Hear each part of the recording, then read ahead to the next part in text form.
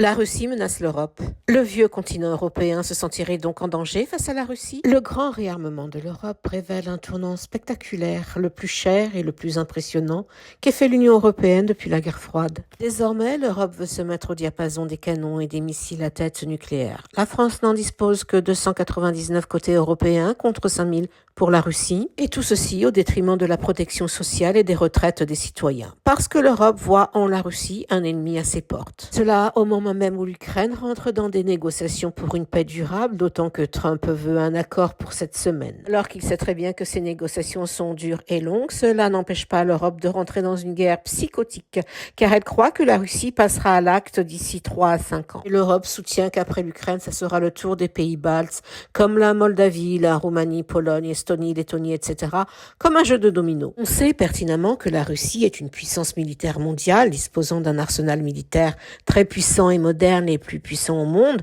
La Russie dispose de grandes technologies militaires et de systèmes militaires très avancés, dépassant de très loin les États-Unis. Et on sait que la Russie a signé le traité de Shanghai en 2001 avec tous ses alliés stratégiques comme la Chine, l'Iran, l'Inde, la Corée du Nord et l'Asie orientale comme le Kazakhstan, producteur nucléaire. C'est une organisation géopolitique sécuritaire pour lutter contre l'insécurité et l'extrémisme régional en Asie. Alors la Russie, si elle est attaquée sur son sol, elle pourra invoquer des accords de défense collective.